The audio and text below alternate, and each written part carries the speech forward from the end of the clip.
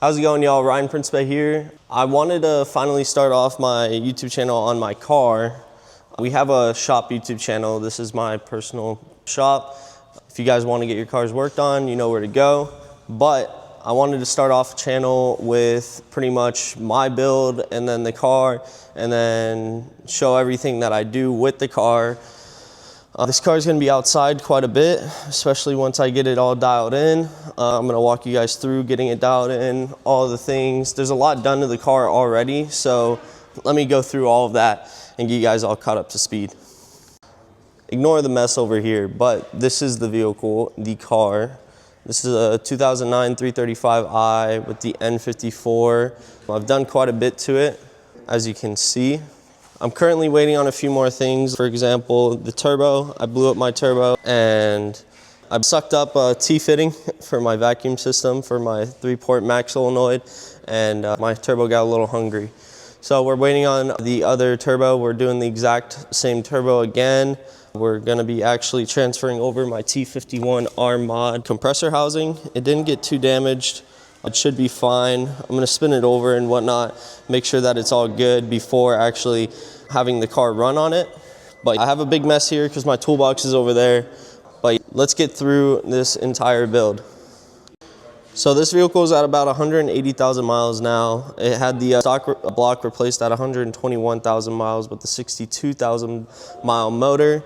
It's got a Dock Race intake manifold. It's also got the Dock Race custom charge pipe with a tile blow-off valve. And then it's also got an Alpha Lock quick disconnect welded to a brand new throttle body. It's got port injection through the intake manifold. It's got a VRSF 7.5 inch step down competition intercooler. It's got an AE exhaust. Coolest thing about that exhaust is it is actually a exhaust that Paul Walker made before he passed away. It's the version 1, so nobody bought out the company when this exhaust came out, so this is a very rare exhaust. It's also got a single turbo manifold from Bull Boost with a PSR or Pulsar Turbo Systems 3584 Gen 3 dual ball bearing turbo. I'm about to add a few more things onto this. I'm gonna walk you guys through that. That's what this video is gonna be, but this is also an introduction to the vehicle. It also, the block got opened up by me. It's got Manley forged pistons, 84 millimeters, 10.2 to 1 compression ratio, which is stock. The block is also epoxied. It's got new rod bearings, new timing chain and guides, and oil pump guide and chain. It's got a Helix overdrive for the high pressure fuel pump so that we can run E85 efficiently. It's got a Fuel It Stage 3 low pressure fuel pump with upgraded fuel lines, a VRSF catch can, RB PCV, burger tuning, cabin air filters, which are a really nice mod. If you work on your car a lot, you don't have to have the whole cowl. It's got a new high pressure fuel pump. It's got new water pump, new fuel filter and pressure regulator. This is all maintenance stuff. New front brakes, coolant flush, AC compressor, radiator. And then I also just installed this aluminum valve cover. Great upgrade if you have a single turbo, since this is a hot side setup. You're gonna wanna make sure that you get an aluminum valve cover so that you don't possibly melt through your plastic one. We also have a oil cap breather. Now for the drivetrain. It's got a stock ZF trans. I plan on building the transmission as soon as it starts slipping. It's paired with liquid moly ATF. It's got a custom transmission cooler with a fan down here. That's why I don't have fog lights. It's got a WaveTrack LSD 3.46 with M factory bearings and a lockdown bracket that we also have to repair.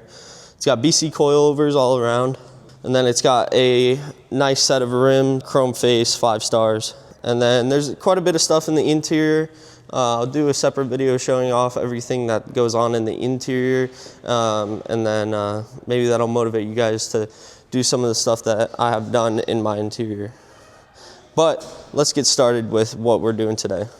Alrighty, so as you can see, this PSR compressor housing, it's a T51R mod. It's super filthy. That is why we bought this ultrasonic parts cleaner. We got the guys huddled around checking it out. Caveman see new thing. Caveman. So I have a water-cooled turbo. I didn't want to run it off my hot coolant, so I got this reservoir instead. This reservoir is going to be placed somewhere around here, which I think is going to end up right here but we have a catch can in the way. So we gotta move this catch can over here and modify these hoses so that everything works out in conjunction with each other. So let's do that. Let's see. Alrighty, so we have this all wired up. It runs all the way through into my DME box, and then it kicks on whenever my water pump runs, my main one. So whenever the car runs or key ons. But we ran into a few predicaments. My vacuum tubing is too big, so we're gonna go to AutoZone for that. And then here's a piece of stuff that came out of my turbo. That's the silicone tubing that got sucked up and blew my turbo. And then we have the freshly cleaned turbo. It looks great. The ultrasonic cleaner did its job. So we're gonna go ahead and wipe it off a little bit more. And then I might try to find someone that can powder coat this today. And then with my rim, I'm gonna go ahead and just take this to a rim repair shop so it just gets done today. We're taking off one of the studs that my power steering originally went to so that this can mount up to the side there. And then power steering is gonna sit right here in the middle. Now where did I put the nut? All right, so now that that's mounted, we have this all mocked up. This bottom tube is gonna go into the water pump, spin around in the turbine, and then come out here. This is all gonna be located underneath the intake manifold, and then a clear tube is gonna come up out here into the turbocharger. And then another clear tube will come out and around back into the reservoir via this top port. But we have to wait till tomorrow to be able to do all of that. And then I'm about to go to AutoZone and get piping for this. I have pipe in my car that's just barely too small, so I'm gonna bring that pipe and compare and then buy the silicone tubing to plumb everything and get it all ready. And then I'm gonna take this exhaust off as well. We are gonna be getting fabricated by Josh Freeman over at Freeman Fab or Freeman Fabrication. Not sure the actual name of his shop, but when I drop it off, I'll show you guys the shop. Pretty badass. He actually is located in my old shop. And then what else? I showed you guys the turbo. I might paint correct the rest of my car today. I'm back and forth on doing it because the paint's already pretty nice. I paint corrected this panel and my hood and my trunk, this fender, and then Ion's actually about to go and get my rim taken off, and then me and Daryl are gonna weld it since it's a multiple day thing for them to repair it. Alrighty, so we are about to start welding the rim. I'm gonna personally weld it, so wish me luck. Hopefully I don't blind myself. Where is it? Oh, there it is. This is the crack that we're welding. Then we have one more crack right here. So let's get to it. What are you doing? They're gonna put it face down. I was gonna put these under so you don't get any rocks or anything, but that's how it goes. Bro, I have to hold the camera up here for you. So what, I'm supposed to hold it like this? You don't have to hold it that high, but think about you're talking to Ha! Bro, it's like crackling, bro. I looked right at it on accident. Oh, I have dots in my eyes. You want my wire brush? Yes, I will take your wire brush. All right, so now that we got that all welded up, we're gonna send that tire off to the tire shop to get it remounted.